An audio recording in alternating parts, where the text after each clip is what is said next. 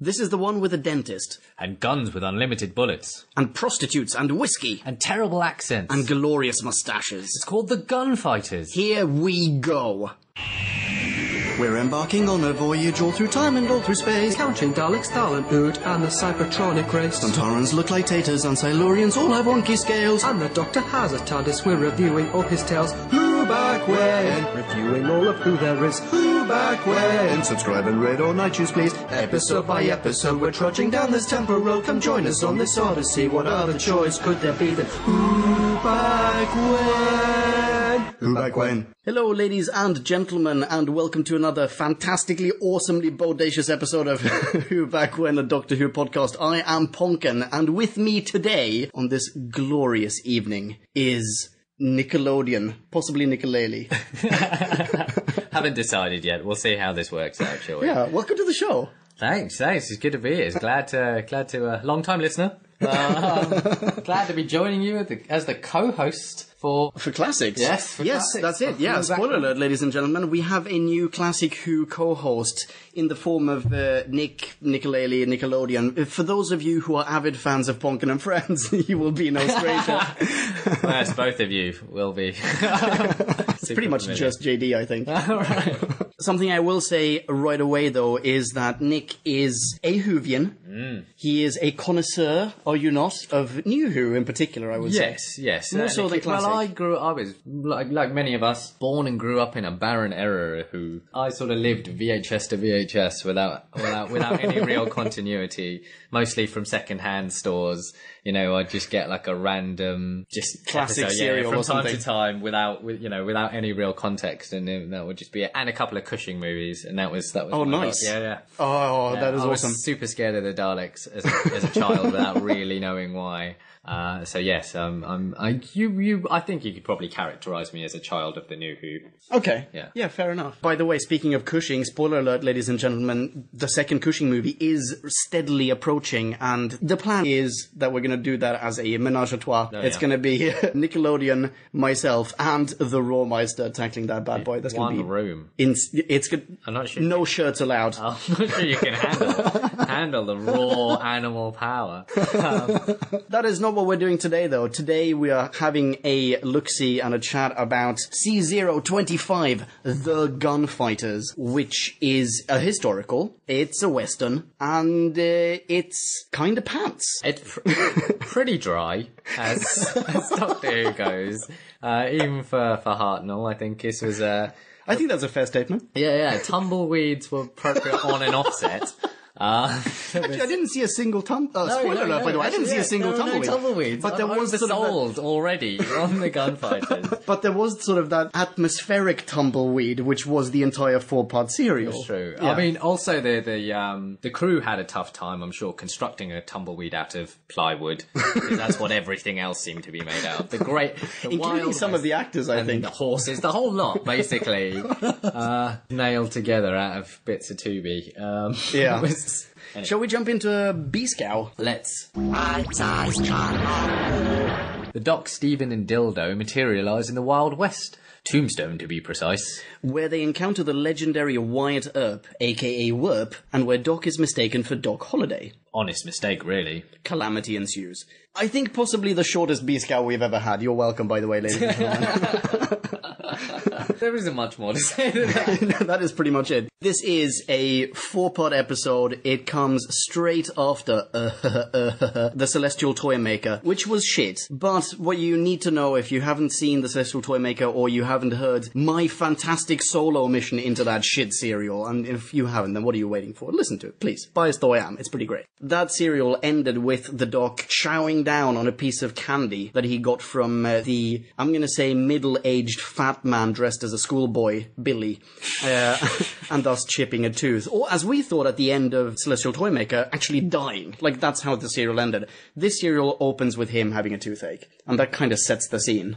So we find them materialised in Tombstone in a feed store. Yeah, whatever that is. What is that, by the way? So they're for your cows and stuff, of which there are none. There are no cows. For cowboys, there are really not much in the way of livestock. But anyway, they materialise in a Venusaur, the TARDIS, lands in this ominous way, and the Doctor comes out clutching his tooth and complaining loudly. Yeah, in pretty much. Grandpa-like fashion. Actually, I think there's another thing as well.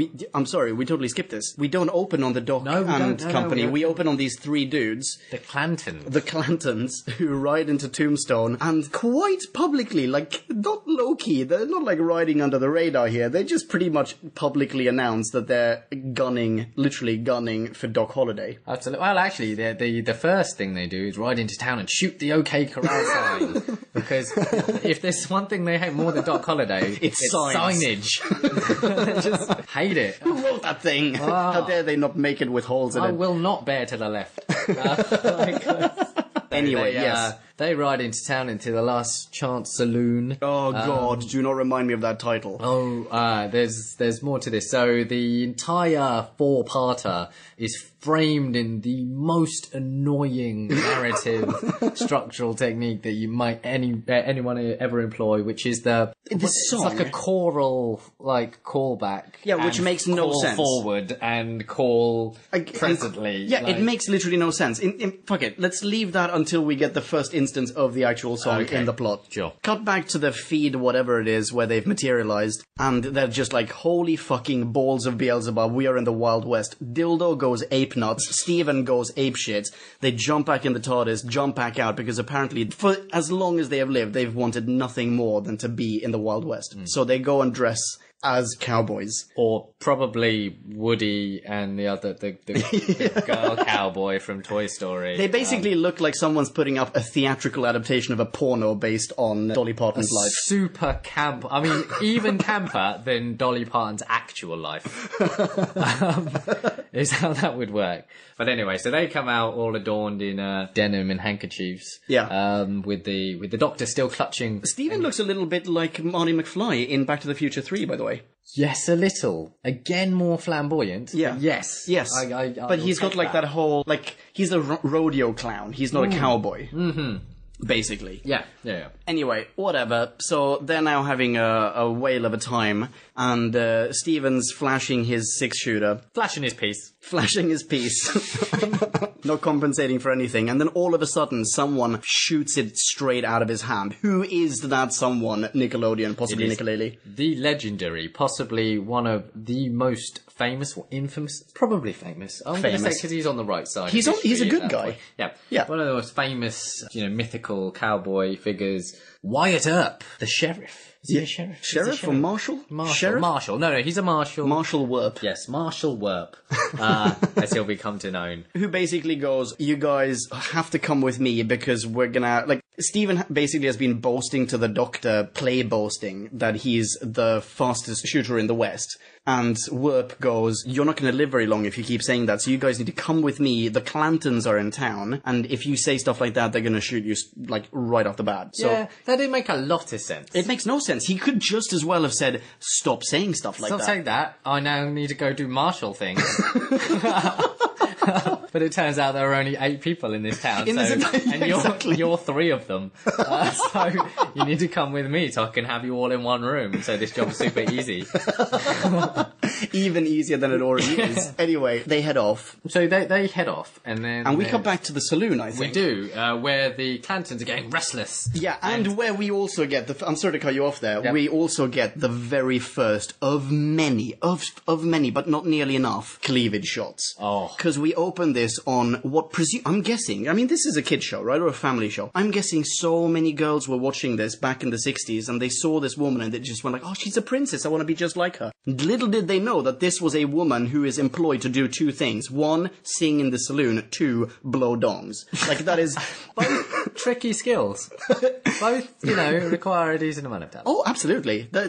Whatever. This is, as per usual, a very sexist episode, and also, as per usual, and I thank you for pointing this out while we literally just watched this, by the way, ladies and gentlemen. Thank you for pointing this out, Nick. There is a rapey character, or there is a rapey scene in it. Yeah, it's definitely on that line. It's on those blurred lines. The blurred lines. Robin Thicke, thanks for the rapey semantic oh, God. language. So anyway, this prostitute, she's in the saloon. And we're about to find out she's Doc Holliday's girlfriend, or fiance, I guess. Paramore, yeah. Yeah, she says that they're going to go get married, right? They're going to get hitched. So she's there, she's the singer of this saloon, and she's the one who sings this shitty song. And this is the first time that we encounter the song.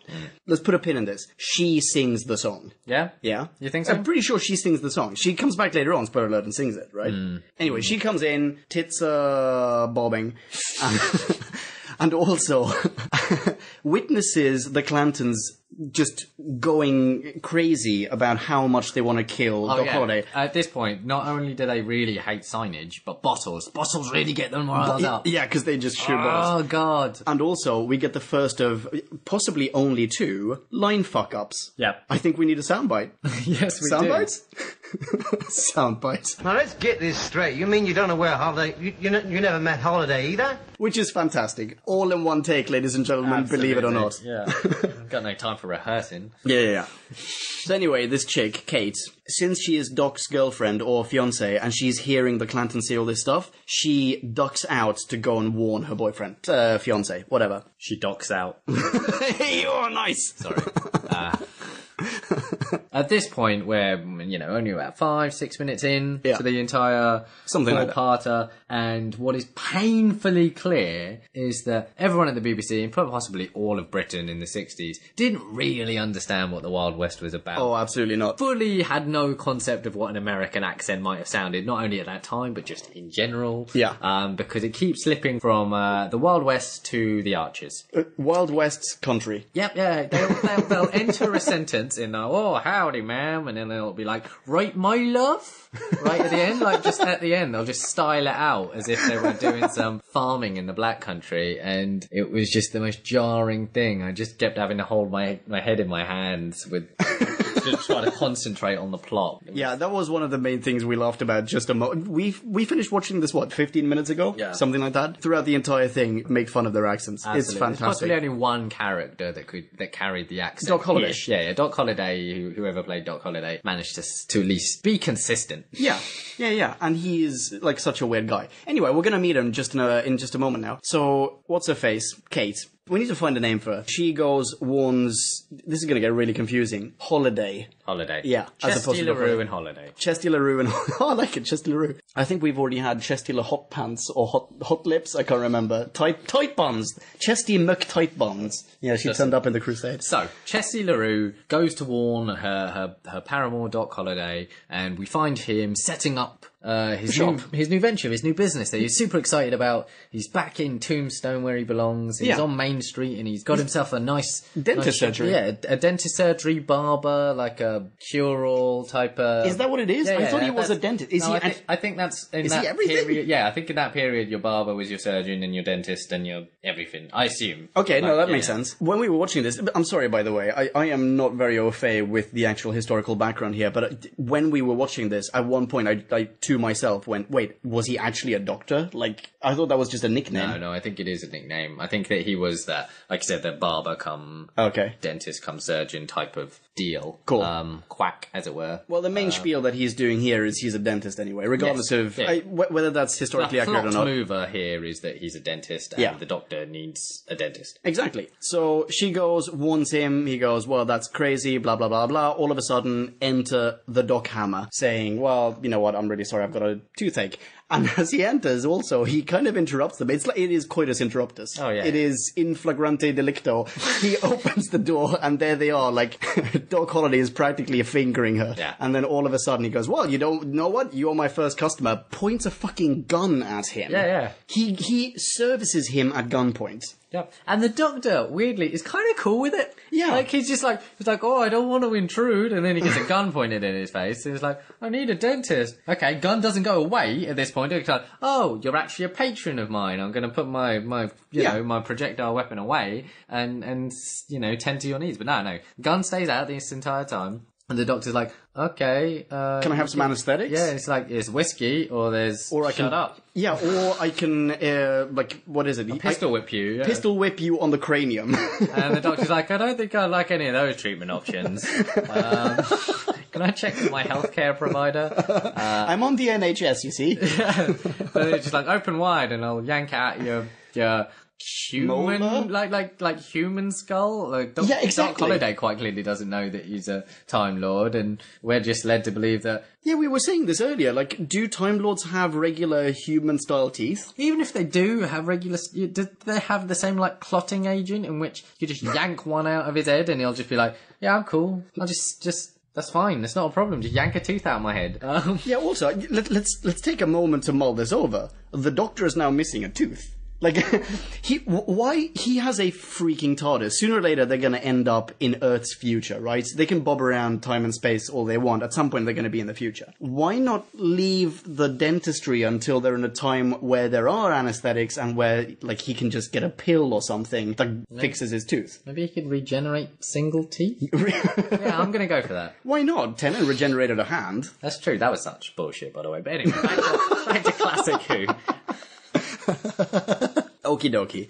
So now Doc is there. Doc Holliday jumps. Oh, it's so confusing. Holliday jumps into the back again to probably keep fingering his missus. And then all of a sudden, one of these dudes. The Clanton's messengers. Yeah. Harper. Harper? Seth Harper? I want to call him Seth Harper. Okay, I think you're probably right about that. He's basically the Baldwin who isn't a Baldwin. Like, he's the Clanton named something else. Seth Harper, I like it. He immediately assumes that the Doc is the Doc, as in Holliday. Yeah. And, sure, why not? We've seen something very similar in other historicals. We saw this in The Reign of Terror. During the French Revolution, the Doctor was immediately mistaken for some French official. And in this case, kind of fair play, because with the exception of Doc Holliday's mustache, they kind of look alike. Like, they're wearing the same clothes, more or less. They're both men of a certain age. Hang on. There's quite clearly 20 to 30 years between them, I reckon. As well as one's very British. Yeah, well, aside from... No one seems to care about accents in this thing.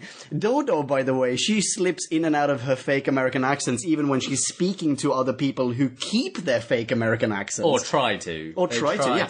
No one seems to care about that. This guy, clearly not American, clearly an English old man, is just mistaken for Doc Holliday. I also want to say, kind of fair play, because he is referred to as the Doctor, and he obviously goes, yeah, that's me. Yeah. If you're not willing to elaborate on your name, you're going to have to get some shit, aren't you? Yeah. Oh, we have also received an alibi for them. As in, when they... Shit, we completely skipped it. Ladies and gentlemen, I'm really sorry about that. So, when they're taken out of the feed, whatever, by Werp, this is pre-dentist office, they bump into some other hotshot sheriff, and are immediately let go. Like, they were being taken to the police station, or the sheriff's office, or whatever, and then are all of a sudden immediately let go because the Doctor goes, I am Dr. Caligari. Oh, yes. And these are my two fellow thespians, Stephen Regret, awesome name, by the way, who is a singer, and Dodo Dupont, who is a pianist. Yes. It turns out, by the way, being a pianist... Super easy. Easiest thing in the world. Yeah, knock out a concerto whenever you feel like. Yeah. But yes, so it's a nice little homage to Dr. Caligari. We had to look it up because it felt super familiar to us. And it's Dr. Caligari. The Cabinet of Dr. Caligari is considered one of the first ever horror films. It's a German silent horror film, which I'm pretty sure I've seen it, and it was creepy as hell. We Wikipedia'd it, and the guy is he's almost like a mesmerist. Like he has some somnambulist locked up in a cabinet, and occasionally will hypnotize him into seeing the future / killing people. Yeah. So why does the Doc, who is a good guy, the Time Lord, the Doctor, why does he give himself the alias Dr. Caligari? Well, because the cabinet being his TARDIS, I don't know, and that's nice, but he is also... a freaky killer guy. Yeah, exactly. That's like Captain Jack Harkness introducing himself as Jack the Ripper in some episode because he wants to go incognito. I don't know. That's Either weird. way, I liked it as sort of maybe a cinematography callback thing, like a director's wink to I don't know, past whoever directed the Cabinet of Caligari in whenever it was, the 40s or something. It's probably the 20s. 40 years earlier. He is now He just sat there on his obviously... deathbed going, thank you. I can die now. Okay, anyway, so we cut back to the saloon where once again we hear this song. It's called The Last Chance Saloon, right? No, sorry, The Ballad of the Last Chance Saloon. And now the Steve Meister and Dildo, they enter the saloon to get some rooms, and they all obviously drop, the doctor will be joining us soon. So the Clantons hear this, go, shitballs, they're talking about Doc Holliday. We're now going to hold these people hostage until he turns up. So, actually, this is all like in a weird order, isn't it? You know, they do that sort of They do that before Seth Harper. They do that sort of weird thing that we make cowboys or killers or murderers do in loads of different types of like popular culture. Instead of just going, hey, this would be a good decision if we just held them hostage, they're like, no, we're going to psychologically fuck with them first. Like, let's make them sing songs for us at gunpoint. We Same song over and over again. Yeah, like the same song like 5 times, and then double time and then shit. It's just like, we can't just sit them down at gunpoint and say, take us to your mate. Yeah. And then we will sort this situation out. Yeah. But it's just, nah, you gotta sing for us. Whilst I shoot Dance, whiskey monkey, balls. dance. Yeah. Okay, so we've got the order a little bit messed up here. So they do that.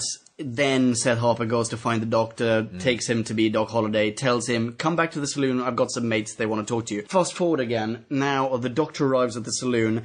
Dodo is playing the piano like she was born playing the piano. Like she originally said, yeah, I might be able to bash something out. She plays it like she invented the fucking thing. Yeah.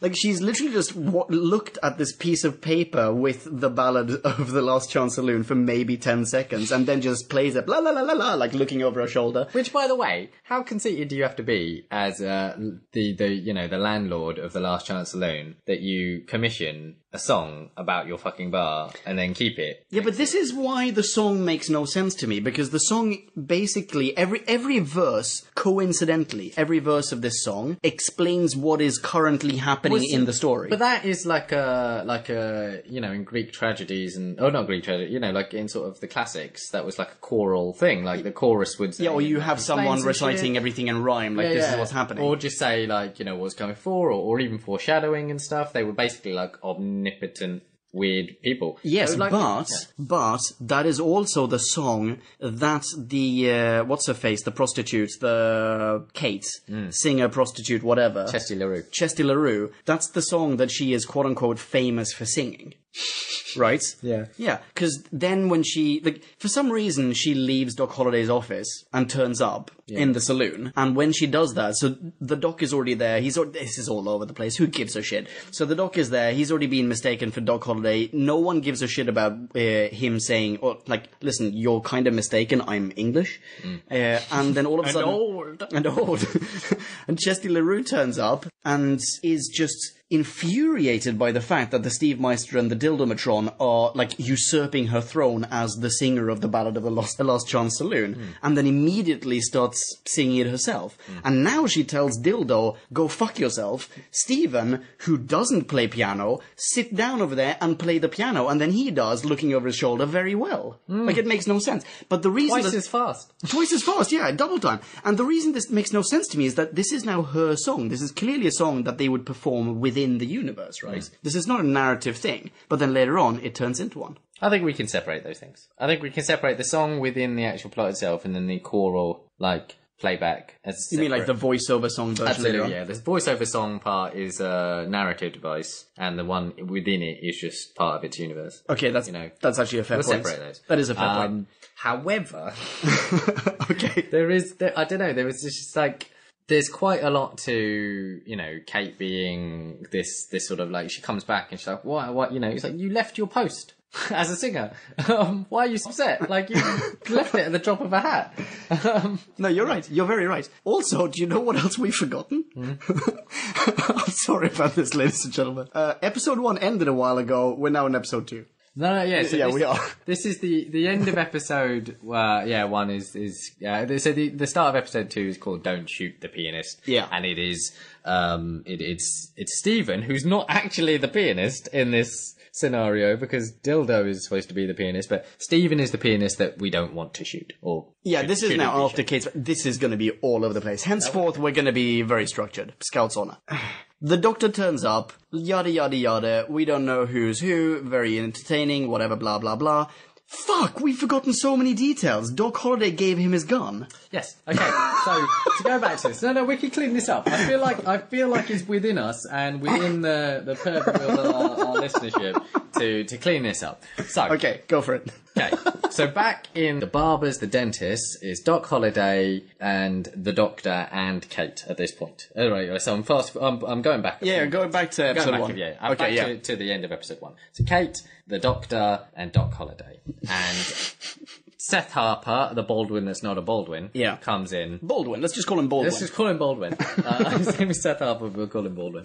And, he mistakes him for Doc Holliday. Doc Holliday out of earshot, out of sight, but within earshot. Yeah, he hears this. And is initially quite pleased that, the doctor's going to take his place, at the hands of the Clantons. So he fits him out with, you can't leave without a gun, and he gives him his personalised here's my signature gun. Absolutely, with my name on it, and it's etc. And a hat, and sends him on his way off to his doom. Yeah, and then even says out loud, thinking that Kate is still there, but Kate's Chesty LaRue, she's already gone back to the saloon. He says, oh, this is great, the Clantons are going to kill this old dude, and then I'm going to assume a new identity, and they're going to think that I'm dead. Yeah. Let's put a pin in that, get back to that later on. So, fast forward, end of episode 1, episode 2, don't shoot the pianist, fast forward even more. Boom, take it away. Great. So, at this juncture, we've got their sort of kind of Mexican standoffy type of situation in which basically the Clantons have got everyone in the saloon and they're going to make them pay. Yeah. Going to make them pay. And then out of nowhere, as the doctor is fumbling around with his gun that he didn't want to have in the first place,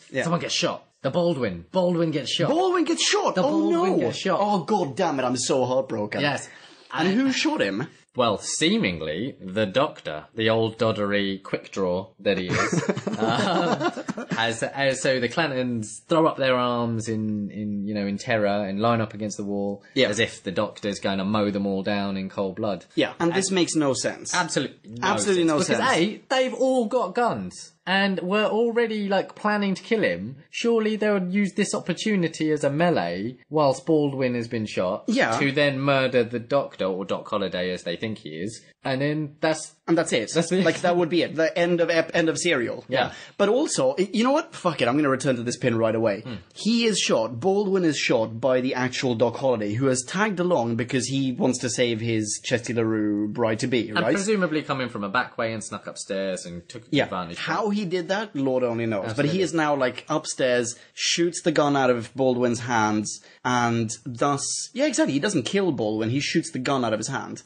But in doing so, he rescues the doc. But it's in his interest to see the doc killed. So now he's effectively postponed this assumption of a new identity for himself. It is a weird cognitive dissonance that it makes no sense whatsoever. Yeah. Surely you just let it all play out and not give a... Oh, but then he does later say that because Chesty LaRue was down there, that he was protecting her because she could have got hurt. Do you remember he says that? Yeah, also true. Yeah. You know what he could also have done? He could have just shot the doc. He could have shot the doc, and one of the Clantons, or possibly Baldwin, obviously were just going to go, it was me. Yeah. Yeah. Boom. Problem solved. Yeah. Also, he shoots him with a Dillinger, which is a tiny little gun. Yeah. Like a purse-sized gun. Yeah, it's the kind of thing you imagine stuck in, a garter belt. Yeah.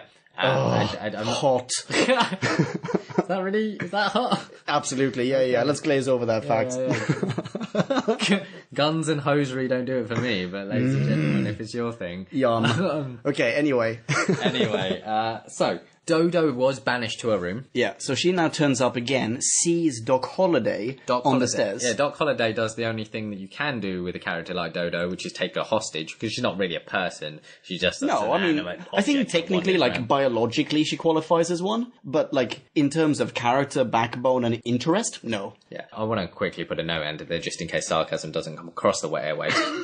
we think of women as humans, but the writers at the BBC at this particular junction in history apparently don't. Good save. Yeah. I don't know what is it, but they cannot make a three-dimensional character out of any sort of woman. She's basically I think Barb was for a while, but yeah, maybe. But a Dodo is pretty much just a hostage or a nuisance. Yeah, those are two. Vicky was functions. the same. Susie, same. Yeah, it's just a mark of the times, unfortunately. But anyway, don't worry about it. Your character is safe. Doc Holliday takes her hostage for no particular reason, just that she was going to cause a fracas and maybe draw attention to him. Yeah, or tell the Clantons that Doc Holliday is there. Yeah, and not the Doctor. Yeah. So within this, the Doctor has got all the Clantons, up against the wall with their arms in the air, and Warp turns up. Warp and the Sheriff. Yeah, and the non-wise Erp. The non-wise Erp. Mastersons, who is... What are we going to call him? He's not Baldwin, he is... Arquette. Bat Masterson. He's the son of the Master of Bats. Everything was very literal in the Wild West. But anyway, Bat Masterson, the Sheriff, and Wyatt Earp turn up. Actually, this is a fairly baffling point plot for me. Yeah, it also makes sense to me. I don't get this. So Wyatt Earp, who knows full well who Doc Holliday is, because they have a famous friendship, it's alluded to in the series already by the Clantons, saying that Wyatt Earp won't help them do anything because they're such good friends with Doc Holliday. Yeah. And so Wyatt Earp knows who the Doctor is, because he's met him earlier in his blue box. Yeah.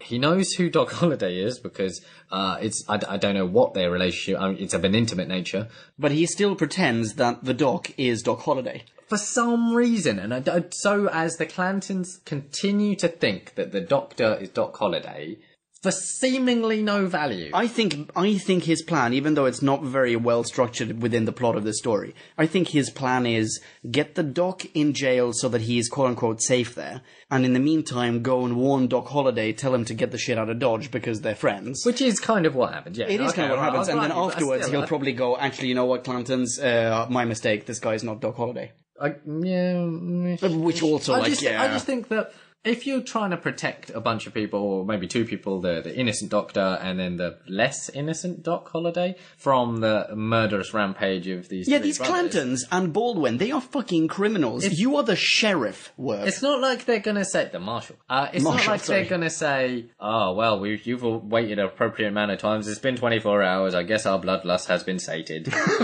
They'll just wait an extra damn day and then shoot the Doctor and then probably go find Doc... Yeah. Anyway. Okay. So at this juncture, Wyatt Earp arrests the Doctor. Takes him to the prison. Doc Holliday. And then Kate pops upstairs to find Doc Holliday and Dildo. Shacked up. Not like that. Not banging, weirdly. We speculated a little bit why that might be. Not going to share our theories, I think. But then anyway.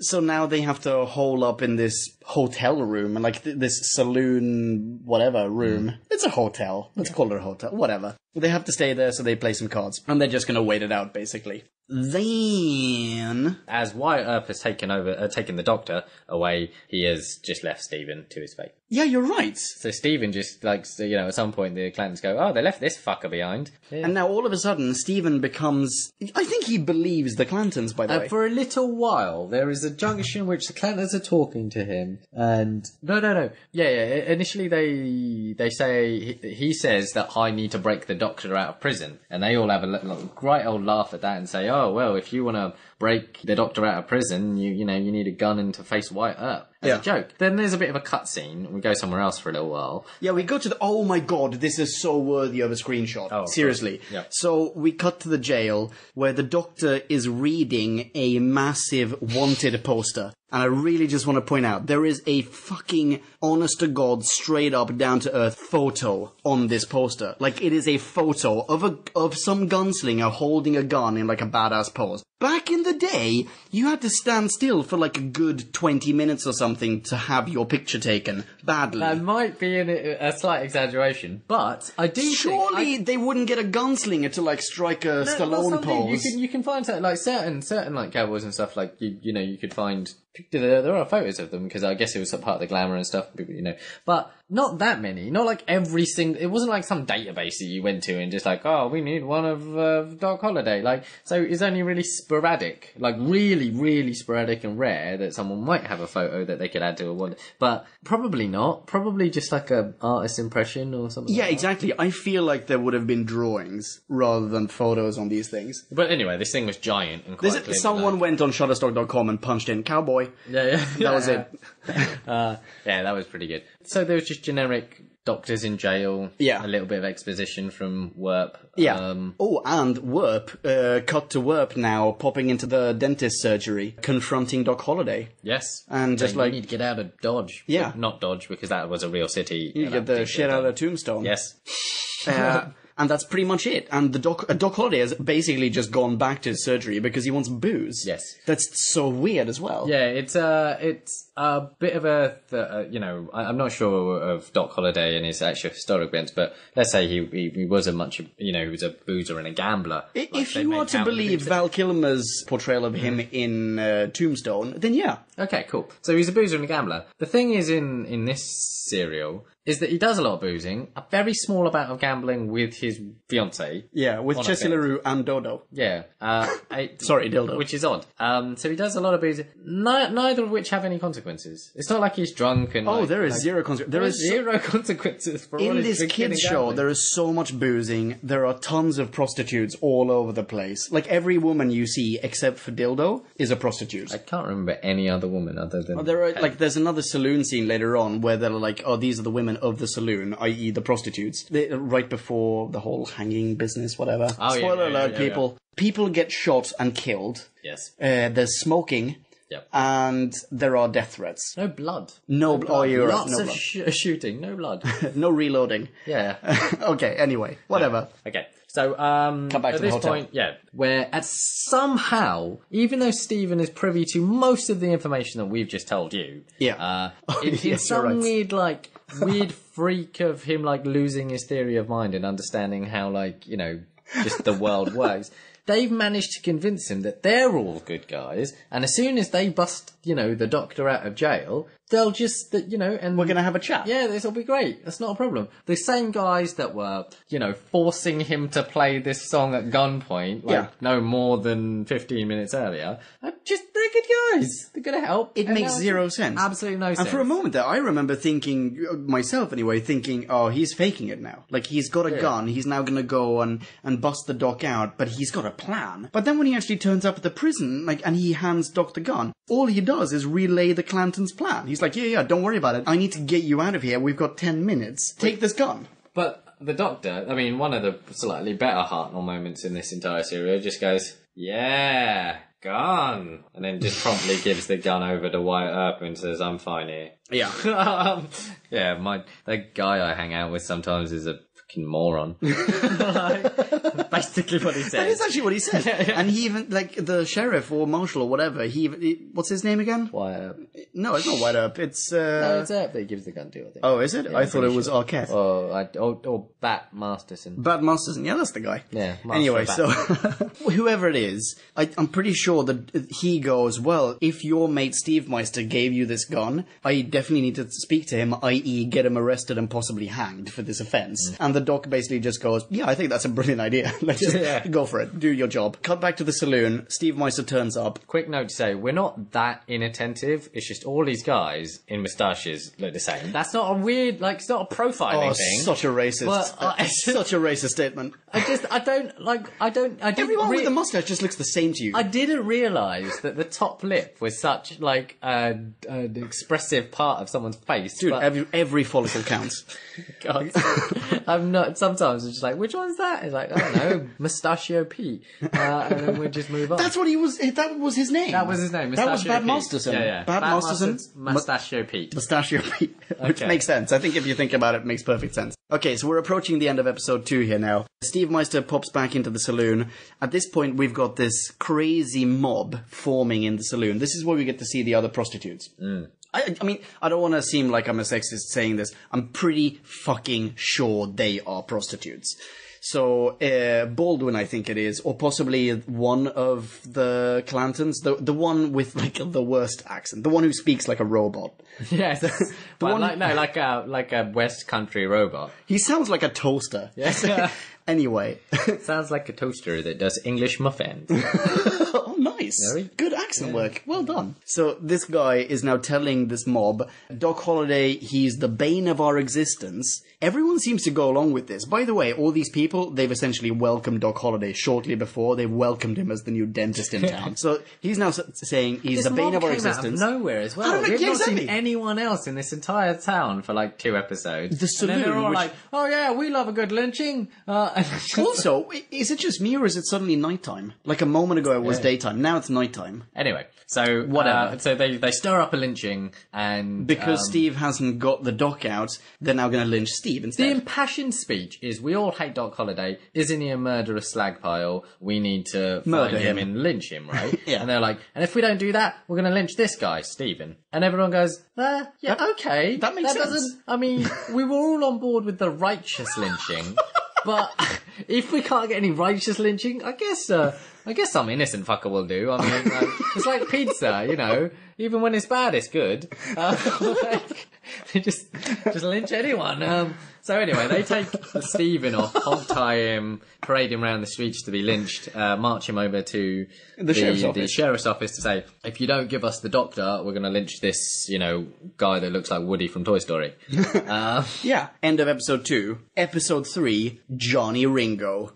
Such a good name. At this point, that won't make any sense. It didn't make any sense to us at the time. No, is Johnny Ringo an actual person? Let's wiki him right now. So, okay, whilst I do that, John Peters Ringo, known as John Ringo, was an outlaw member of the Cowboys of Cochise County? Cochise.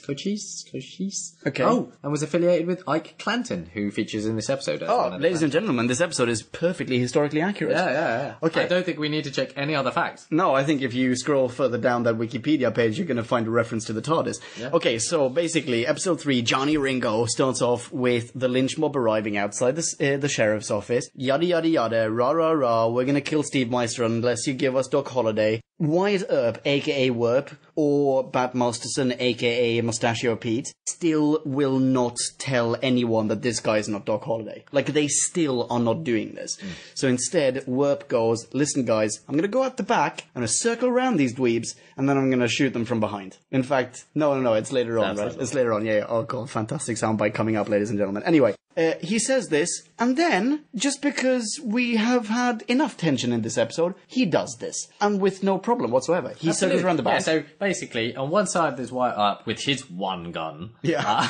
On the other side, there's Mustachio Pete with his one gun. Mustachio Pete has a rifle aimed at Billy Clanton. Yeah, and then there's the rest of the Clantons with all their guns. Yeah. And they think, no, we don't fancy this much. We're not going to shoot them yet. We're not going to fire a gun. Absolutely. So I'm sorry, you don't look anything like a bottle. Yeah. I'm not going to shoot you. Or a sign. Signs. One thing we hate more than Doc Holliday. Anyway, so they give it up. They give Stephen up. They give the Doctor up, and they all just disperse and go home. Yeah, basically. As in, yeah. To now regroup and hang for another day. Yeah, and also weirdly, so Werp, he circled around, he pistol whipped someone, one of the Clantons, whoever it is, one of the Clantons. Oh, the stuttery Clanton. Yeah, so he pistol whips him, the other Clantons go, wait, what the fuck is going on? Like, this is insane. We're gonna shoot you. And Werp goes, yeah, but he's a criminal, we're gonna arrest him, you guys leave. But they are all equally guilty of the crime that he's accusing the dude he's just pistol whipped. He says, I will arrest him for an attempted hanging. Everyone there just attempted to hang someone. Like, everyone. Werp, your job is to arrest everyone in this situation. Not just one person and tell all the other guilty people to leave because they're equally guilty and therefore shouldn't be arrested. This makes zero sense. But that is exactly what happens. And then, the bartender, whom we've really not mentioned in this case, Charlie, the dude who's like the sweatiest little herpetic dweeb bastard ever. Yeah, there are so many murderous people in this like serial. But he is still the most loathsome. I hate him. He's disgusting. He's so sweaty and gross and herpetic. Yeah. He turns up and goes, listen guys, Clantons, I'm going to tell you the truth now. The real Doc Holliday is not in that sheriff's office. He's in the bar, and in fact, he just shot one of your bros. And we failed to mention that as well. It's so chaotic, this review. Seth Rogen died earlier. Was it Seth Rogen? Yeah, Seth Rogen. Seth Rogen Baldwin. Baldwin, sorry, that's what his name is. Yeah. Baldwin died. Baldwin died at the hands of Doc Holliday. Now Charlie, a.k.a. herpetic bartender, herpetic Bob? Herpetic Bob. Herpetic Bob turns up, goes, listen, that's not Doc. Doc's in the saloon. He just bolted to some other city and he killed one of your bros. So now... For no apparent reason. I don't know why the bartender needed, like... I think he's just like a goody two-shoes kind of dude who wants to get in with all anyone. of the criminals. Yeah. Anyone that would listen to him and won't recoil at his touch. He's actually not that far off from the bartender, or... No, it's the hotelier in... what's it called? What's that Wild West series? Oh, it's that one. No, the one that was like a huge success. It was like an HBO or... No, it was an AMC, I think, Wild West series. Oh, shit, I man. don't know, Dude, man. we're gonna IMDb this right now, sorry. Okay. Well, anyway, so as Charlie, the bartender, Hepatic Bob, slithers off on his underbelly... Hepatic Bob. Yeah. What a guy. Absolutely.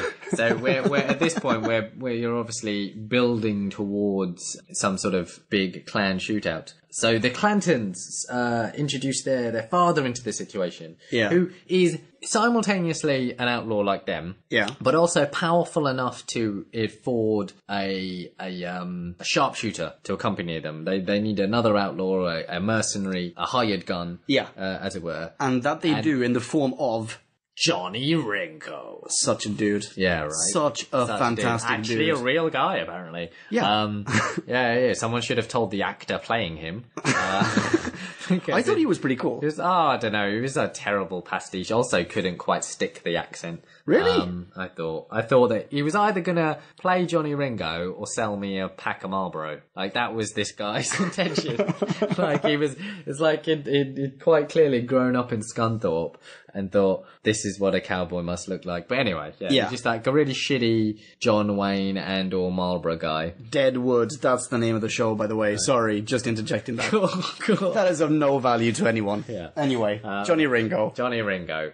So they talk about hiring Johnny Ringo, who's obviously some sort of legendary outlaw marksman, who also has a vendetta against Doc Holliday, which Why? is a love... I don't know, some... Oh, you know what? No, it's Kate. It's Kate? Chesty LaRue. Yeah, because Johnny Ringo, he used to fancy the pants of They used to be Chesty lovers LaRue. because the choral callback tells us, see? Oh, you're right. Actually Oh, well done. Yep. Well done, singers. But now Doc Holliday is constantly slipping her the willy, and now he wants to kill Doc Holliday for that reason. Yeah. I think we might be overstretching with that interpretation, but it is not too bad. It's fine. What, are you telling me that... Said. Wait, you do not think that they ever bone? Oh, no, they totally don't. They bone all the time. That is all they do. They bone, smoke, gamble, drink. That's it. When we're told of Johnny Ringo's vendetta against Doc Holliday, I don't think we're expressly told it's over Kate. I think there might be. He says that later, though.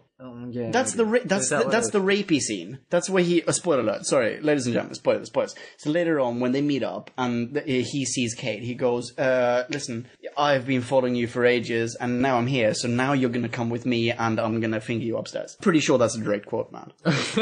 Verbatim. Okay, whatever. Rewind. So they're all going to basically ambush the Earps. Somewhere. Yeah. Well, slash kill Doc Holliday. I think that's probably the main priority at this point. It's not so much kill Earp, it's kill Holliday. Yes, yeah. I think. Yeah.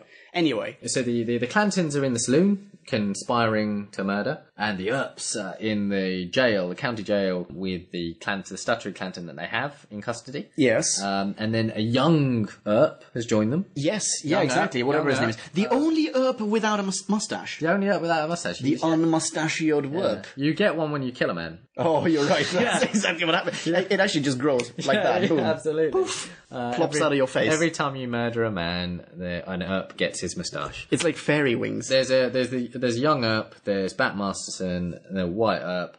Virgil Earp is en route. Is Virgil? Oh, he is another mustachio guy. Is another mustachio guy who's come to bolster the ranks of the Earps against the Clantons. Yeah, and he's like a sheriff in a different city. Also, by the way, so we've been talking for like last 10 minutes. Is the Doctor zero? Has absolutely no input. No, not at all. He is in this episode or in this serial more than he was in the Celestial Toymaker. But again, for those of you who haven't seen or heard the review of Celestial Toymaker, around about this time, and in Celestial Toymaker in particular, the producers really wanted Hartnell off the show.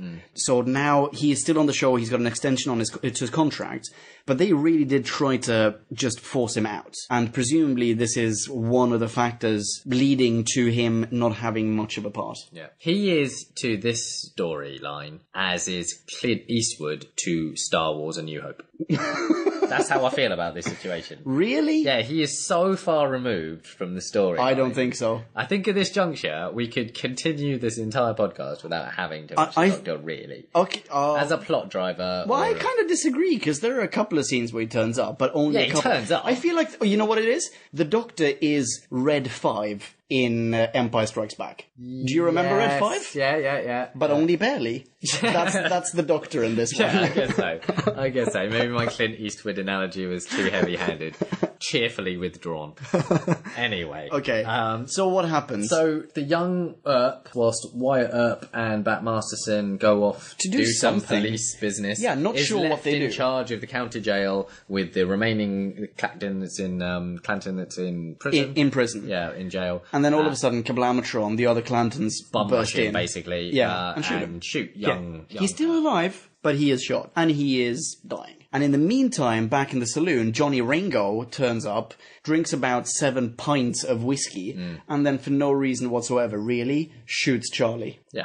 Her petty I'm Bob. okay with it. I'm okay with it as well. I'm okay with it. But, see, just for no reason at all. Which seems really, no, he has no foresight. Like, he shoots him, then he goes off to bed, doesn't he, or something. And then he comes back down, he's like, damn. Yeah. Could have got this breakfast in bed malarkey's no good without someone to serve me. He just shot the fucking bartender. Anyway. Yeah. He shot the bartender for no apparent reason, I guess it sets the scene for him being a bloodthirsty... Yeah. He is like a good-for-nothing, completely untrustworthy guy. Yeah. So we cut back to the prison or the county jail where young Earp is dying in Wyatt Earp's arms. Okay. Basically that, He's fairly lucidly going, saying some things and then he dies. And then Wyatt Earp, that's his breaking point. That's when Wyatt Earp says, right, screw this, I'm not a marshal anymore, we're doing this. Yeah. The OK Corral and we're gonna, go family for family. And at this point, they're 4 for 2, aren't they? There's also, around about the same, it doesn't actually really matter in which order we say this, because they're all sort of parallel narratives, but around about the same time, we get these cutscenes of Doc Holliday, Chesty LaRue, and Dildo arriving in, the neighbouring town. Yeah, they actually do skip town, but not very far, because obviously Doc Holliday's thirsty, and he doesn't want to stray too far. Yeah, and he wants some pancakes. He wants to come back. So they go into this other hotel, where who is... he is obviously not the best of the good guys, but he is also presented as kind of a cheerful, jolly, good guy hero, like an anti-hero kind of guy. Yeah. He straight up murders someone over pancakes. Yeah, it's just you hear just off-screen 8 shots, which is odd for a 6-shooter, but it's 8 shots. But not in this serial. Yeah, absolutely not. He 8 shots and then he just comes back holding a tray, which you think the other person would have dropped if you shot him 8 times. Probably. Anyway, with this tray with some pancakes on it. Yeah. Which is dude. And he's got a killer one-liner as well. Yeah. He goes, I met an old friend, but he's lost his appetite. Yeah. It's that's kind of mean. It's pretty dark. Yeah.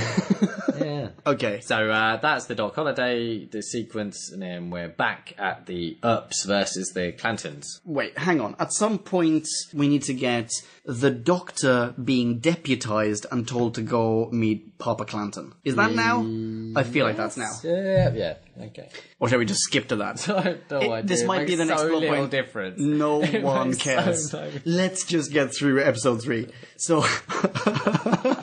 The Doctor is so inconsequential to this entire fucking thing. So at some point, Bat Masterson or Wyatt says you're a deputy, go talk to Papa Clanton to try de-escalate things. Yeah. And he goes... Actually, wait, hang on. You should de-escalate things. And Papa Clanton goes, nah. You know what? Now I'm thinking that's probably in episode 4. Yes, I think it is. Yeah, I think it probably is.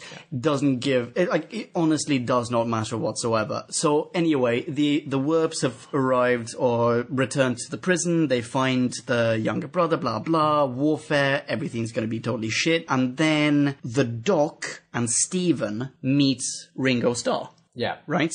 And Ringo and Steve Meister now decide they're going to go to this neighbouring town to find Doc Holliday because Ringo Starr, he wants to find Chesty LaRue and the Steve Meister wants to find Dildo. Mm-hmm. Yeah. Off they go. And Doc basically just goes to bed. Pretty much. I think he actually does go to bed. Yep. Yeah. And He's old. Give him a break. Okay, that's very true. And he probably still has a toothache. But isn't this kind of weird now? I'm pretty sure, correct me if I'm wrong, I'm pretty sure that as he goes to bed, he refers to Doc Holliday Charlie as his friend. And he goes like, no, he's a nice guy. Like, why would you want to hurt him? He's a nice guy. He gave me his gun and everything. He didn't even charge me for the tooth removal. It's like, this guy's a straight up murderer. Like, I'm pretty sure there's no doubts among any people watching the show that this guy is a bad guy. Yeah. Okay, whatever. At this juncture, in the next town over, Ringo on his own finds Chesley LaRue. Yeah. Chesley LaRue says that Doc Holliday skipped town to New Mexico. With Dodo. So he takes her captive and brings her back to Tombstone. Very rapey scene. Yeah, he obviously does not want to be with him, and he just goes, no, you are with me now, points a gun at her and goes, go upstairs. You're my wife now. Yeah. Yeah. It's the weirdest thing. It's very much like the love story between Charlize Theron and what's-his-face from Taken 1, 2, and 7 in A Million Ways to Die in the West, which is not a good film, by the way. Yeah. Anyway. So anyways, she's taken back to Tombstone. Stephen doesn't find them at this point. I don't think so. Dodo and I'm not even really sure what happens to Steve. He basically just F's off. He is gone. He's just gone. Yeah. Back at Tombstone, Wyatt Earp's ranks are bolstered by his brother, Virgil. Earp turns up. Is that what happens? Yes. Yeah, because that's when they put a sheet over. I think we've skipped ahead. I think we skipped ahead before. I think we end this episode on young Werp being shot. Yes. Yeah. But in the meantime, I'm pretty sure, or possibly this is the start of episode 4. Who gives a shit, ladies and gentlemen? Werp and Mustachio Pete, they go to the bar and find Herpetic Bob dead. That's why they left the county jail and left young Werp in charge. Shitballs, you are mind blown. Okay, end of episode 3, episode 4, the OK Corral. By the way, what does OK stand for? Do we care? No. Alright, let's not even... I think it's just like... It's the alright. Satisfactory corral. It's alright. It's not great. It's okay. It's okay. It's like a Yelp review. Yes, we open episode 4 on, as we said, Werp and Mustachio Pete finding Herpetic Bob's body. Yeah, they prop him up on the bar in which he was slain. Yeah. And then put a sheet over him. Like, that is some sort of burial and or hygienic thing to do. Yeah, comestibles are served in this place. Yeah. They continue to... Shortly thereafter, maybe 1 meter away from where a corpse was lying and decaying, in full view of everyone, the doctor drinks a glass of milk. It is just... plain gross. They might as well have done body shots out of his navel. It's disgusting. Anyway. Yeah, so at this juncture, that's when Virgil Earp turns up. Okay. And bosses the ranks. And at this point is when the sides are beginning to form. We've got the Earps on one side, the Clanners on one side, and they're to meet at the OK Corral. Yes, and Stephen is there as well. Stephen is there as well. Yeah, so presumably Ringo Starr brought him along with him back to Papa Clanton's. Presumably, I forget. But the point is that not only are the Earps outgunned with the Clantons being 4 of them and there only being 2, but also Ringo's there and they don't know about him. Yeah, exactly. So they hatch a plan to lure the Earps out into the OK Corral, into a gunfight, and then Ringo will... Actually, wait. Before you say that, I think we need a soundbite what you were about to say. Okay. Yeah? Do you want to set it up? Let's. Who says this? Ringo says... I'll take him from behind while you face him. Which obviously we had a giggle about because for some reason we're 14. I think it's pretty hilarious. Yeah. But, okay, so, hang on.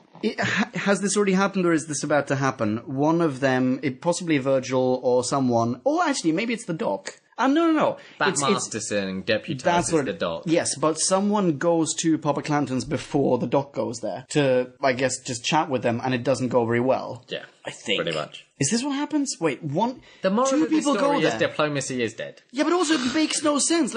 Nothing makes sense here. Not sure if this has happened already or if this is about to happen, but Virgil Werp, he turns up at Papa Clanton's. And you made a very good point while we were watching this a moment ago in saying that, he turns up and says, listen, the law has nothing to do with this. We are now going to have, a gunfight at the OK Corral. Yeah.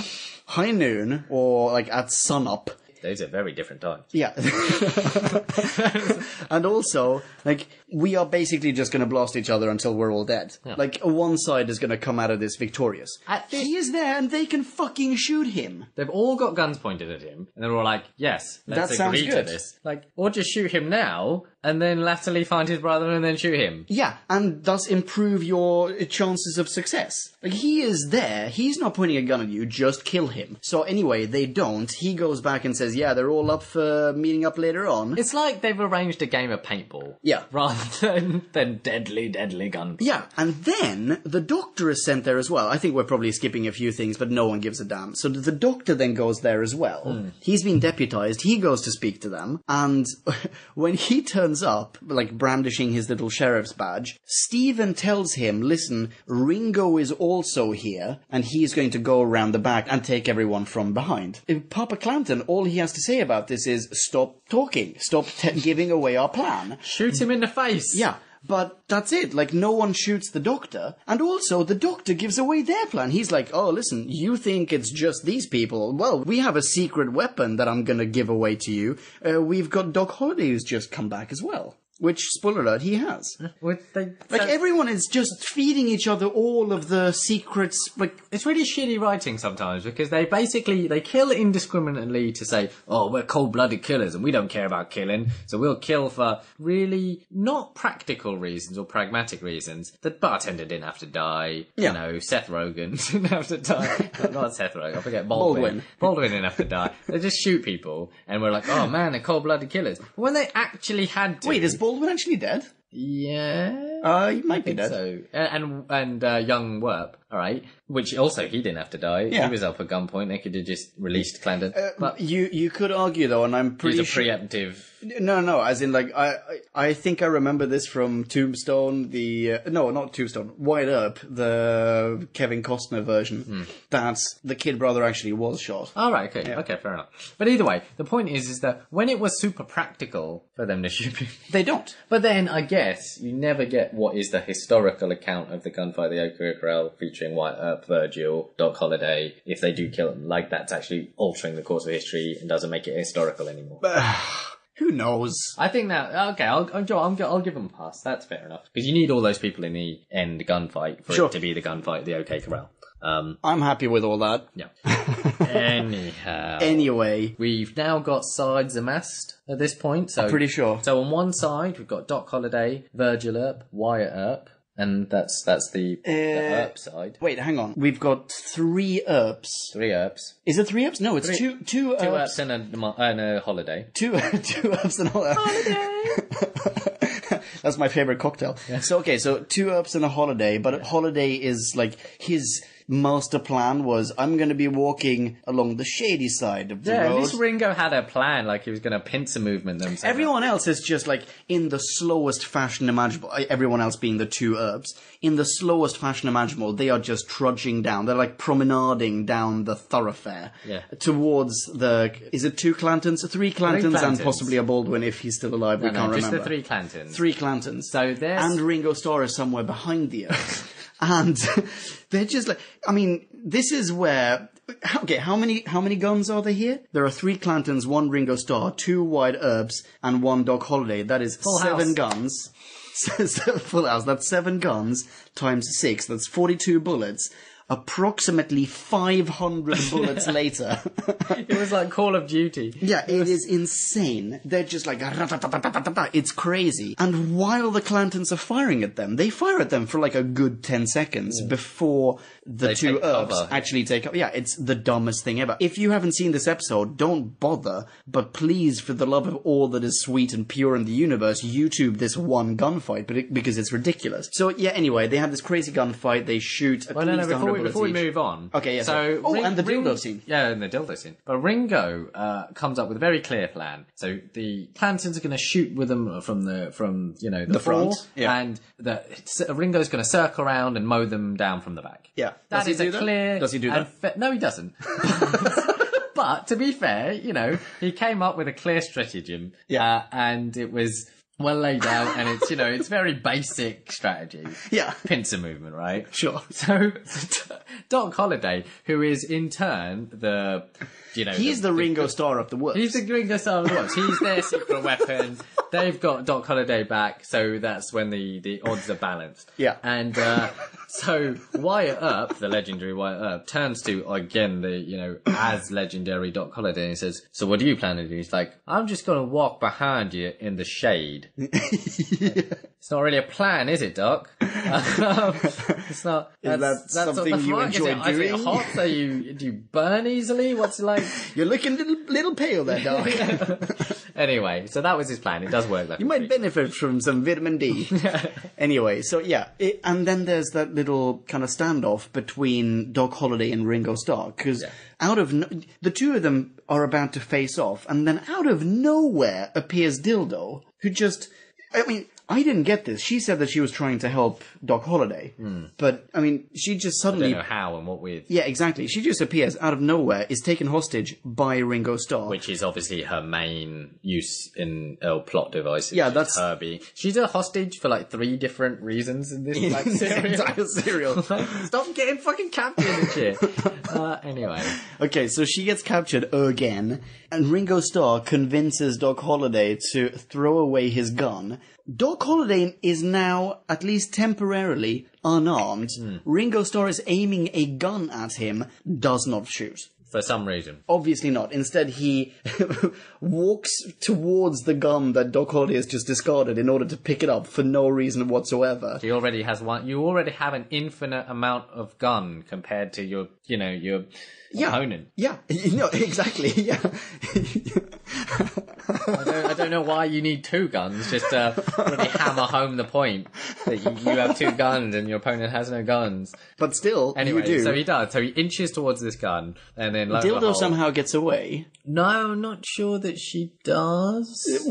Either way, spoiler alert, Doc Holliday shoots Ringo Starr in the stomach or whatever. With his trusty Dillinger. Yeah, with his tiny little garter belt gun. That's so sexy. It's so sexy. So basically, Doc Holliday pulls this gun out of his pantyhose, fires it at Ringo Starr. Ringo Starr is about to die, dies in his arms, kablamatron, and Doc Holliday has a full-on gloat in his face. And a one-liner. I can't remember what it was though. Is it worth soundbiting, do you think?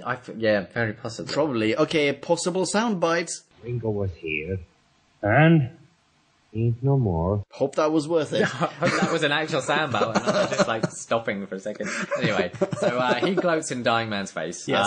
And then we get another few thousand bullets. Yeah, and then basically the Clantons being sort of picked off by the remaining Earps. Yeah, all of the Earps survive, all of the Clantons die. Which is... So, I don't remember this being the case. I had a little wiki just before we started recording. Yeah. And from what I understand, that was basically the skeletons of the sides. There were some Earps, there were some Clantons. Sure. All the Clantons died. Wyatt Earp was the only one that remained unscathed. No, Doc Holliday and Virgil Earp get wounded. Okay. But it's not sure if they died there or not. Well, I mean, as with most things in life, I tend to believe Val Kilmer, and I'm pretty sure that he then went on to die of typhoid or something. Right. So I'm gonna say that's probably what happened. Okay. Anyway. And then who was it? Was it Virgil? No. Is it Virgil Earp? Yeah. Who's the other one? Yeah. Virgil Earp. Yeah, he then goes on to become the guy who narrates Big Lebowski.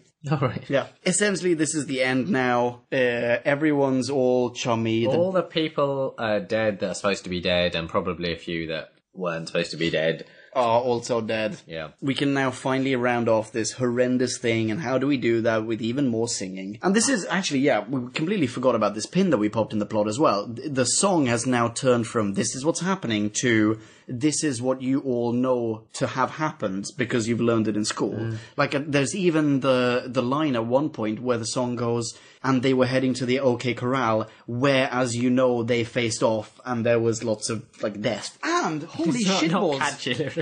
Yes. Sorry. Wait, hang on. I made a note of another one that I think we should retcon into the brilliant. thing. These are some of the greatest lyrics. Oh, there's such a good one. Try and sing it.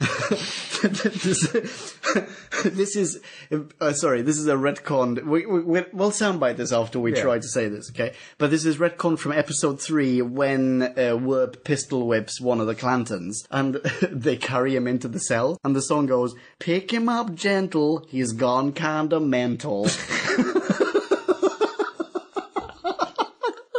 little bit on the nose, I guess. Yeah, maybe I didn't do that justice. No, it's a good. Should we soundbite that? Yeah. I think there was an end to that as well. Like, he's gone kind of mental because... we hate Orientals. Like, that would have been... That would have been the caliber of writing. So pick him up gentle and carry him slow. He's gone kind of mental under Earth's heavy blow.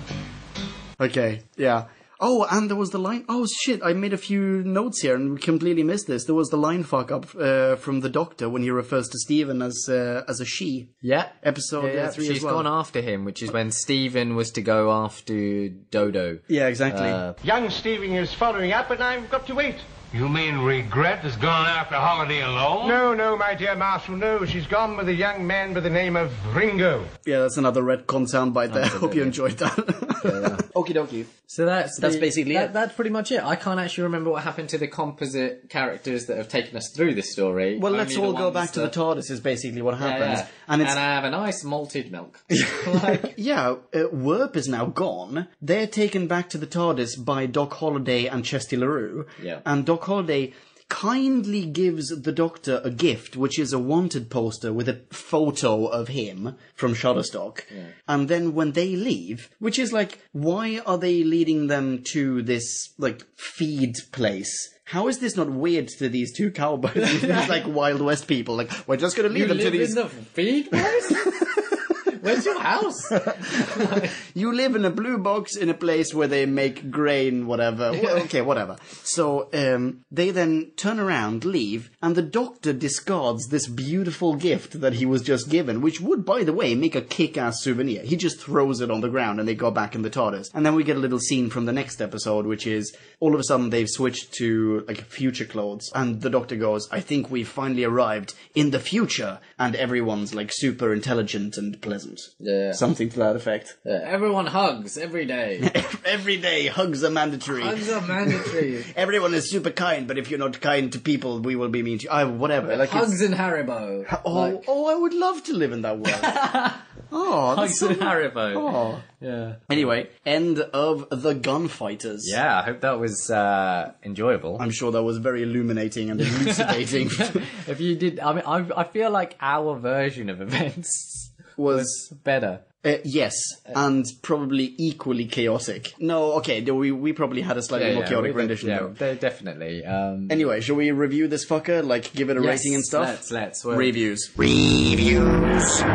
I guess I'll start. Yes, I think you should. And like the corral itself, I'm going to say it was okay. Oh, nice. It was okay. I'm not going to... If the rating is 0.0 to 5.0... Yeah. 1.9. Oh, wow. Actually, you know what? I think that's probably a fair one. Yeah. I'll give it a little bit more, I think. Okay, 1.9. Okay. What were the high points? What were the low points? Doc Holliday. Actually, the more I talk about him, the more I miss him. No. He was actually fairly decent-ish character, I think, for the sphere of the thing. Low points were... Well, I don't know. The accents turned into a high point because it was just so laughable that they couldn't keep up a Wild West accent. But I think just Hartnell was so not absent in the way that a normal absentee Doctor episode is cool because it's framed around the fact that he's not involved. Yeah. It was just quite clearly they were just stuffing him into scenes that he had no business being part of. Yeah. He affected the story very little. No, that's very true. Yeah, so I wasn't... Yeah, those were my highs and lows. Okie dokie. All right, I'm probably going to give this a little bit of a higher mark than you have. I'm going to agree with you, though. I think Doc Holliday was definitely the high point of this. I think he was, even when he was like a complete bad guy and a complete asshole, I think he was far more charismatic than any other character in this serial. Like, he was just interesting to watch and kind of entertaining, even though we failed to mention the fact that he has a mustache like freaking whale's teeth. Like, it's just like filters over his mouth. It's clearly fake. And he is, for no apparent reason, this gross old man is plowing like the only attractive woman in the entire town. Like, it's the weirdest thing. Whatever. I thought he was super charismatic. Plus points for that. Crazy sexist serial, as per usual. Some minus points for that. But what can you do? Like, it's of the times. Unfortunately, that's what it was like. And we've discussed that ad nauseum on the show. Werp was pretty okay, I think. I mean... Werp was okay. Yeah, he was Werp okay. was solid. This is Werp numero uno, like main Werp. Yeah, main Werp. The only Werp I care about. Werp Prime. Yeah. Yeah. Steven was ridiculous. Dodo Dildo was ridiculous. Most of the... Actually, you know what? Fuck it. This serial was ridiculous. It was quite clearly someone at the BBC that had a boner for the Tombstone, story, had no real way of fitting it into the Doctor Who narrative and or universe, and just like, I really want to do a Tombstone, TV series, but no one will commission me. Yeah. So I'm just going to write it as if it's Doctor Who, and just, that'll be it. Fair enough. Actually, okay, I don't really know how it fits in, but every sci-fi series, pretty much, okay, not every, but so many sci-fi series. A callback to a Western. Exactly. Yeah. There's a Star Trek Wild West episode that actually takes place at the OK Corral. Firefly's basically half Western. Exactly. But all of these ones that have, I'm going to go to a planet, or we're going to go to a planet, and that planet is basically just an excuse to use the props from that show. Yeah. All of those have a Wild West episode. And this was, I guess, the first Doctor Who Wild West episode, and as such, it was actually not many bad. More since, or at least one that I can think of since. There's a Matt Smith one. Yeah. Anyway, so in that regard, even though there were practically no townsfolk in this place, I think they did a pretty good job production value-wise. I do think the plot could have been condensed into maybe 2 episodes as opposed to 4 episodes. Whatever, I'll cut this short. I'm gonna give this a 2.1. I feel too generous now. I'm giving it a 2.0. I already regret that as well. I have no idea how that fits in with other ratings that I've given for Classic Who, but, whatever. When we do the Hartnell retrospective, I'll look back and I'll regret most of the marks that I've given. Anyway, 2.0. Listener. Aloha, Future Pumpkin here. We received 3 listener minis for this episode, and we did actually sit down and record them. I'm not entirely sure what happened to the file, but the recording got all garbled, so here we go. I'm gonna redo it this time. So I'm really, really sorry. You are missing out on that initial reaction that we both had upon first reading of these reviews. But we did do it, I'm gonna say it was, a couple of weeks ago, maybe? 1 week ago? Oh, I have no idea. Anyway, it's gonna be relatively fresh in my mind. Here we go. Okay, this first listener mini comes from Gallifrey and Buccaneer. How you doing, Alan? Everything good? I certainly hope so. Here we go. Gallifrey and Buccaneer says, this is really a love it or hate it serial. Personally, I love it. It still stands to me as one of the highlights of Hartnell's run, and not just that, but all of 60s Who. Unlike the Celestial Toymaker, this story is such fun. Okay, you know what? I will agree with you. Sorry to interrupt your mini here, Gallifrey and Buccaneer. I will agree with you in terms of the comparison with Celestial Toymaker. Let's see how Gallifrey and Buccaneer goes on. He says, the musical interludes can be repetitive and grating at times. Yeah, no shit. But if you embrace it, it adds an element we don't normally get in Doctor Who. Just having it there shows that this story is going to be something different. Not space stations and Daleks, but the Wild West. There's a touch of farce to the whole thing, and it sends up the actual history brilliantly, with the Doctor visiting Doc Holliday due to a dicky tooth. Diggy.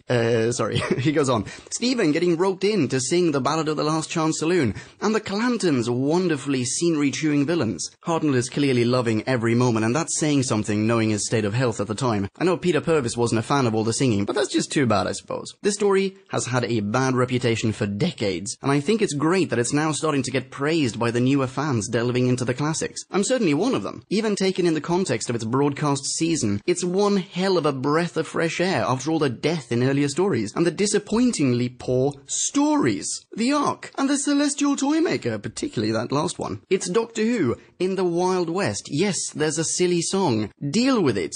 Stetsons are definitely cool. And Gallifrey and Buccaneer concludes by saying, the Gunfighters gets a 4.1 from me. Holy sweet buttery Moses. Gallifrey and Buccaneer. Okay. Okay, as per usual, I'm loving your mini review, but holy shit, now I feel so bad. What did I give this? I gave this a 2.0, I think? Oh man, 4.1. I would say that's probably a little bit more than I would have given it even upon closer scrutiny and further reflection. But I do have to agree with you. I mean, this is much more jovial in tone compared to prior episodes. And yes, it is farcical at times. But yeah, okay, you know what?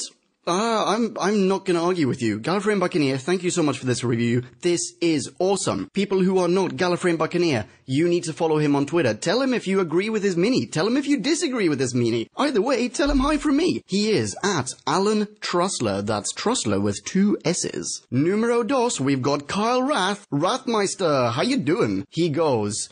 Howdy, y'all. After being away for a spell, I reckon it was time I got back in the saddle. God damn it, I couldn't agree with you more on that, Kyle. Okay, he goes on. Sigh. Somewhere in time and space is a place called the Last Chance Saloon. It has a theme song, and by the end of the first serial, it will affix itself to the inside of your skull like a mental hemorrhoid. That's awesome. Tombstone, Arizona, 1881. The doctor has a toothache, and the only prescription might actually be more cowbell. Fortunately, as with most Doctor Who historicals, all of the most relevant and necessary characters are within easy reach 5 minutes into the episode. Mistaken for Doc Holliday, the Doctor and his 2 fancy-dressed cowpokes find themselves caught up in the not-so-true events of the gunfight at the OK Corral. That's kind of all you need to know. If this story feels at all familiar, it's because 2 years later, Star Trek rips it off in colour. Holy shit, we said this. Telepathy alert. He goes on. Bullet points to consider. Number 1, Stephen Regret, best appropriate alias / unintentional cheap shot in Doctor Who history. Okay, awesome. Number 2, Mr. Worth. I never get tired of Hartnell's potshot mispronunciations. Number 3, despite a story shot full of plot holes and historical inaccuracy, the set design wasn't actually half bad. Holy shit, I totally agree with you on that one. Pretty sure I even said that. Yeah, totally agree with you. Number 4, for a satire, there is a lot of fucking shooting and killing in this serial.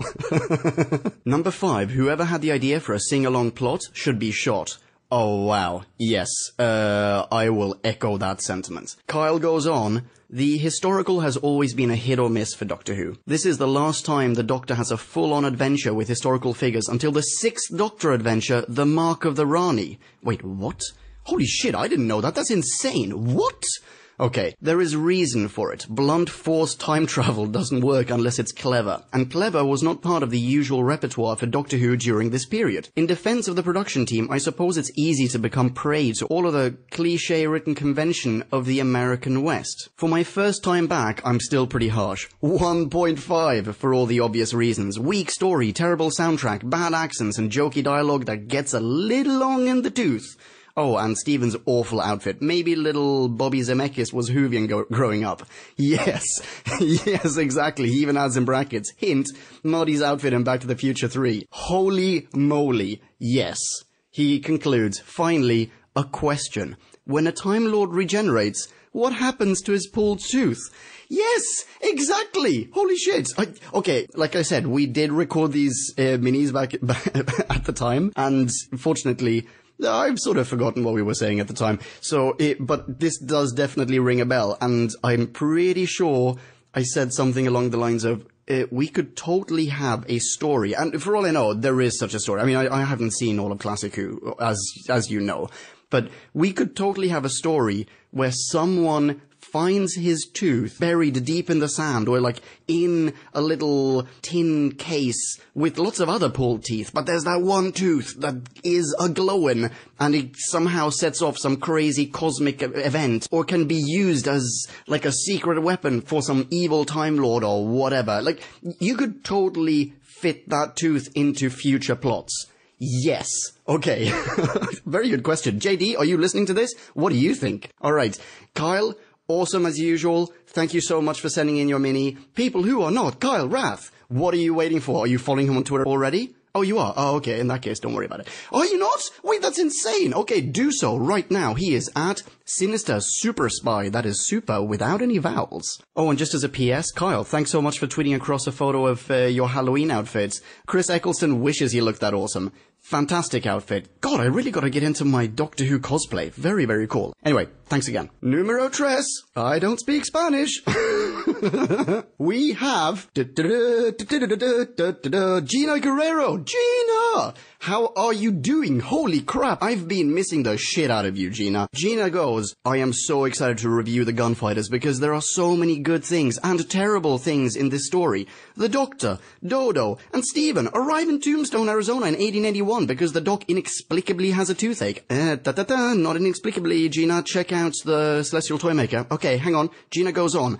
First off, I understood what Doctor Who was trying to do with the Ballad of the Last Chance Saloon, being an homage to classic westerns. However, I personally found the singing throughout the story as irritating and repetitive. Yeah, I second that one. Every time a scene ended, I began to cringe waiting for the awful Last Chance Saloon song to begin again. At least Stephen and Dodo's, who both can play piano all of a sudden, version was the least cringe-worthy. Yeah, totally agree. What I found particularly amusing were the different levels of Western accents. I felt the actor who played Doc Holliday was not only the most interesting and entertaining, but also had the best accent of the lot. Yep, agreed. And then we had the actor playing Johnny Ringo, who didn't even try to have an accent other than his British one, which I also thought was hilarious. I'm not sure I picked up on that, actually. Did I? Maybe I did. I can't remember. For the actual story and plot, it was a good historical, even though it was almost completely inaccurate.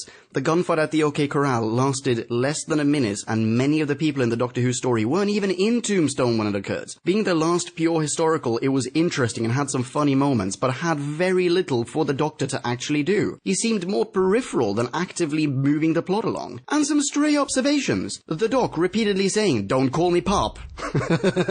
The Doctor calling, "What up? Mr. Werp." Don't know if that was in the script or if it was Hartnell's doing. I loved it. I feel like this has to be the Doctor Who story with the most murders, although many were funny due to Doc Holliday. Don't know if I was the only one happy when Charlie the bartender was murdered. It's his fault for snitching to everyone. Yeah, you were not alone, Gina. Totally not alone. In summary, she says, I enjoyed the story for the most part. It was a good first attempt for the BBC to try an American Western. I liked the mistaken identities plot, even though I saw it coming a mile away. The sets were surprisingly detailed for 60s Doctor Who. I didn't mention Dodo, because she served no purpose but to be kidnapped. Yeah, Nick pointed this out. Awesome, yes. Mostly, I just didn't care about her. Anthony Jacobs' portrayal of Doc Holliday was, for me, the highlight of the story. So I rate this a 3.3. Miss you guys! 2 exclamation points. Gina, I miss you too. That is crazy. Okay, awesome mini review as per usual. Thank you so much for sending that in. It seems to me like you are much more informed about the actual historical occurrences, the historical context, than either Nick or I are/were at the time. Here's a question for everyone who is tuning into this and who may or may not know. Gina just said this was a good first attempt for the BBC to do an American Western context style story thingy episode, TV, whatnot. Kyle pointed out that Star Trek would do the OK Corral later on as well. Does anyone know? Are there other BBC shows, sci-fi shows, that attempted the Wild West theme, ideally around about this time? I have no idea myself. If anyone knows, pop a comment on the website. I am dying to find out. People who are not Gina Guerrero, are you following her on Twitter? Most likely. But if you're not, then join the rest of the world. She is at Gina Guerrero 1. That is 1, the number. 3 for 3. One more time. All minis are spectacular. Guys, thank you so much for sending in your minis. As always, a total pleasure. Let's get back to the show. Ladies and gentlemen, I think maybe we should all stand up and raise our glasses to Nicolele, possibly Nickelodeon, possibly the Nick Meister or the Nick Hammer. We're going to find a good name for him. Either way, Nick, thank you so much for joining the classic team, man. It's been a pleasure. I'm sorry you started on such a shit serial. It's okay. We'll. I'm sure it'll get better. Yeah. By the way, ladies and gentlemen, the next one, either way, going forward, there are still quite a few lost episodes, and I will still be doing them as solo missions, unless you fancy joining me on those suicide missions. But yeah, going forward, classics that are not lost, that are actually available, Nick's gonna be there. Yeah, it's gonna be good. Forward to going on the journey. Yeah. And people who are not Nick, you can follow him on Twitter. He is at Nicolele. Like ukulele, but with Nick. Yeah, I'll be in notes somewhere. In the show notes. Yeah, it's in the show notes. And you can follow me as well. I am Ponkin. Here's a soundbite of JD singing how you spell that. Ponken. Ponkin. Thanks, JD. Thanks for having me. I'm sure we're going to have an awful lot of fun together through time and space. I think so. Ladies and gentlemen, thanks so much for listening. Rock on, be rad and excellent to each other, and ciao. Kablamo! Did you enjoy the show? Then please do what you know in your heart to be the right thing and spread the gospel of Who Back When. Like us on Facebook, that's facebook.com/Who Back When, all in one word. Find us on Google+, that's plus Who Back When, all in one word, and follow or add or like us there. I have no idea what it's called on Google+, but if you're on Google+, then you should do that. Check us out on SoundCloud, vote us up on Reddit, and have a peek around our website, whobackwhen.com, where you can leave a comment, submit a review of your own, and peruse our visual index of aliens, monsters, and more, which is increasing in badassdom by the day. And lastly, give us a rating and review on iTunes. Not only would it make us super chuffed, and it really would, but we're also planning a pretty fun surprise for everyone who has. That's it. Rock on and be rad and excellent to each other. Catch your earballs in our next classic Who review, new Who review, or audio Who review. Ciao. Who Back When?